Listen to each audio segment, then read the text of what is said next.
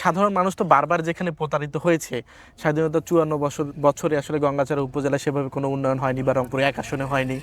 সে জায়গা থেকে আবারও সাধারণ মানুষ আসলে আপনার প্রতি বিশ্বাস বা আস্থা রেখে আসলে আপনাকে কেন নির্বাচিত করবে বলে মনে করেন? হ্যাঁ, আপনি ঠিকই বলেছেন। 54 বছরে প্রতারিত হয়েছে এ শব্দটি আমি উচ্চারণ করতে চাই না, তো বঞ্চিত হয়েছে অনেকাংশে অঞ্চলের মানুষ, তার ন্যায্যতা পাওনা থেকে বঞ্চিত হয়েছে।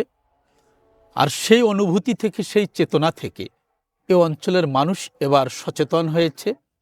আমরা বিভিন্ন জায়গায় যখন যাচ্ছি, মানুষের উচ্ছ্বাস, মানুষের আবেগ, মানুষের অনুভূতি, মানুষের বডি ল্যাঙ্গুয়েজ দেখে আমরা বুঝতে পারছি তারা পরিবর্তন চাচ্ছে। তারা বিশ্বাস করে যে এ অঞ্চলের অতীতের বঞ্চনার মূলোৎপাটন এবং আগামী দিনের ভবিষ্যৎ নির্ধারণে তারা বিশ্বাস করে দাঁড়িপাল্লার মধ্য দিয়ে সেটি সম্ভব। আমরা এই কনফিডেন্স থেকে আমরা বলতে পারি মানুষ আমাদেরকে এবার গ্রহণ করবে, এবং আমরা যদি মানুষের ভালোবাসায় সে জায়গায় যেতে পারি, আমরা মানুষের এই ভালোবাসার মূল্যায়ন যতটুকু সাধ্য, সামর্থ্য, সক্ষমতা আছে সবটুকু উজাড় করে দিয়ে মানুষের কল্যাণে আমরা কাজ করবার প্রাণান্তকর চেষ্টা করব ইনশাআল্লাহ।